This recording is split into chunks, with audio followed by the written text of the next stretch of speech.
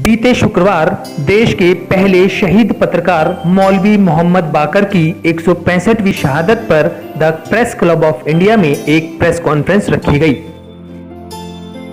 इस press conference में मशहूर जर्नलिस्ट व writer doctor Syed Asghar Wajahat, press club of India के अध्यक्ष उमाकांत लखेड़ा, वरिष्ठ पत्रकार AU आसिफ और वरिष्ठ पत्रकार व लेखक मासूम मुरादाबादी व मीडिया 24x7 के संपादक मारूफ रजा ने शिरकत की और इस प्रेस कॉन्फ्रेंस में तमाम जगह से आए हुए पत्रकार भी शामिल हुए। अपनी पत्रकारिता के जरिए आजादी की अलख जगाने के कारण अंग्रेजों द्वारा मारे गए पत्रकार मौलवी मोहम्मद बाकर की 165वीं शहादत पर यह प्रेस कॉन्फ्रेंस रखी गई थी। देखिए, प्रेस क्लब ऑफ इंडिया ने ये जो प्रोग्राम किया है, ये दरअसल अपनी परंपरा, अपनी रवायत और अपनी ट्रेडिशन और अपने उसूलों और अपने सिद्धांतों को सामने लाने और रखने और उनको बढ़ाने के लिए किया है।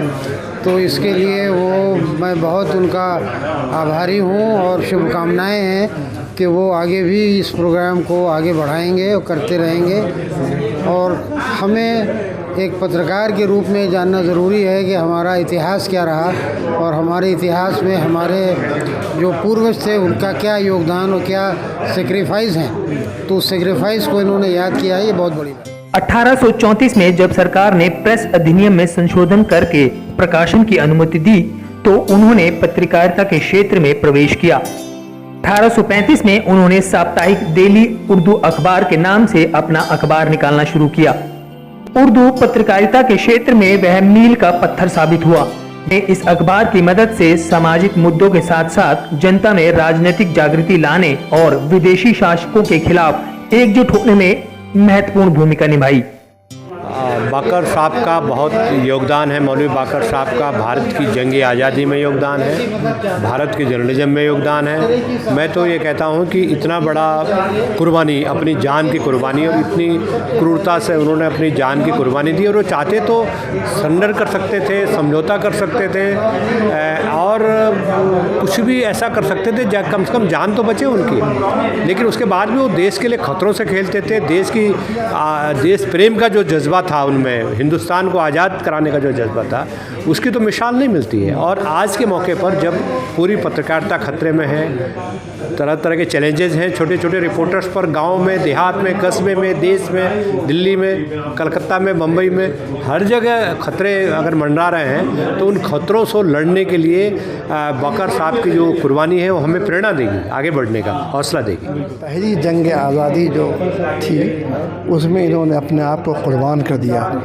और इनके कुर्बान करने का जो असल कॉज था वो ये था कि 1857 में जो सरगर्मियाँ हो रही थी, जिसको बगावत कहा गया, मेरठ से जो काफ़िला चला था आपको फ़ौजियों का, हिंदुस्तानी फ़ौजियों का, वो दिल्ली आ गया और यहाँ आर्मी कंटोनमेंट को उसने उड़ा दिया और पूरे दिल्ली में बगावत फैल गई। गली गली जाकर के जो रिपोर्टिंग हुई है, अगर मौलवी बाकर साहब नहीं करते तो आज की नस्ल को ये मालूम भी नहीं होता। आज 16 कापियाँ उनके अखबार की नेशनल आर्काइव्स ऑफ इंडिया में रखी हुई है, प्रिजर्व है। हमें चाहिए कि प्रेस क्लब ऑफ इंडिया उसको यहाँ लाए, उसकी फ़ोटोकॉपीज़ को और यहाँ प्रिजर्व करके रखें, तभी हम उनको याद कर सकेंगे। मौलवी बाकर ने 1857 के भारतीय विद्रोह के दौरान ब्रिटिश शासन के खिलाफ जनमत तैयार करने में अपने अखबार का पूरा इस्तेमाल किया। अंग्रेजों के खिलाफ विद्रोह 1857 में सिपाहियों के द्वारा छिड़ गया था और मुगल सम्राट बहादुर शाह जफर को सभी विद्रोही नेताओं द्वारा क्रांति का नेतृत्व करने के लिए दिया गया था। पत्रकार मौलवी बाकर ने अपना समर्थन देने के लिए 12 जुलाई 1857 को अपने अखबार का नाम बदलकर अखबार उर्फ जाफर रख दिया था और 4 जून 1857 को हिंदू मुस्लिम एकता के कट्टर समर्थक पत्रकार मौलवी बाकर ने अपने अखबार में दोनों समुदाय से अपील करते हुए लेख छपवाए। इस अवसर को मत चूको, चूके तो कोई मदद के लिए नहीं आएगा। यह एक अच्छा अवसर है जब आप ब्रिटिश शासन से हमेशा के लिए छुटकारा पा सकते हैं। तो पत्रकारिता एक ऐसे उरूज पे थी उस वक्त, ऐसी बुलंदियों पे थी, जो सिर्फ पत्रकारिता नहीं कर रही थी बल्कि समाज से जुड़े हुए हर उन दायित्वों को निभा रही थी जो वाकई एक पत्रकार को करनी चाहिए। और इसी वजह से मौलवी मोहम्मद बाकर साहब ने जो अखबार निकाला और जिस सलीक़े से निकाला, और लगातार वो अंग्रेज़ों के ख़िलाफ़ और सत्ता के ख़िलाफ़ लिखते रहे। हालांकि उनको बहुत सारे प्रलोभन दिए गए, लालच दिए गए, लेकिन उसके बावजूद उन्होंने अपनी कलम को झुकने नहीं दिया, रुकने नहीं दिया।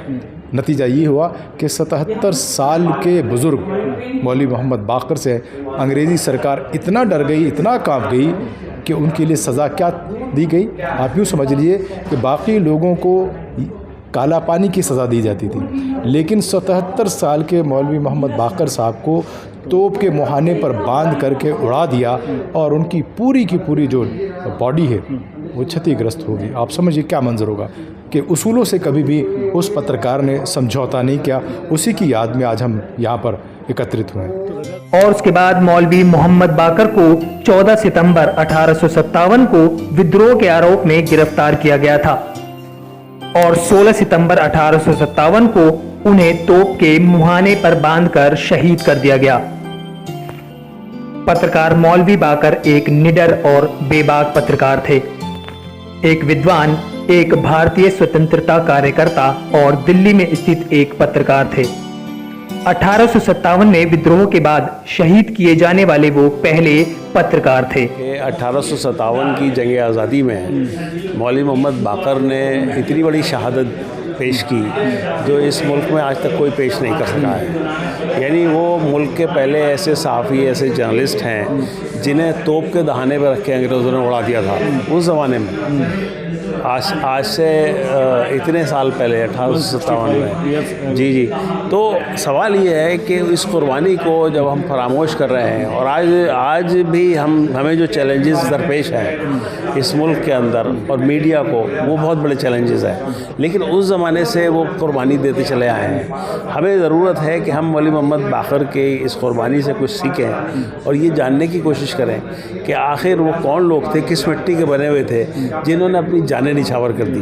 हम इस समय प्रेस क्लब ऑफ इंडिया में हैं और हमने आपको दिखाया कि मोहम्मद बाकर साहब की याद में जो ये प्रेस क्लब ऑफ इंडिया में आज ये संबोधन रखा गया, ये कैसा रहा, इसके बारे में सभी वरिष्ठ पत्रकारों की जो राय हम आपको दिखाई।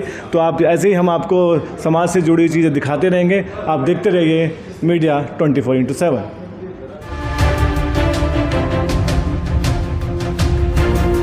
मीडिया 24/7 लोकतंत्र का चौथा स्तंभ।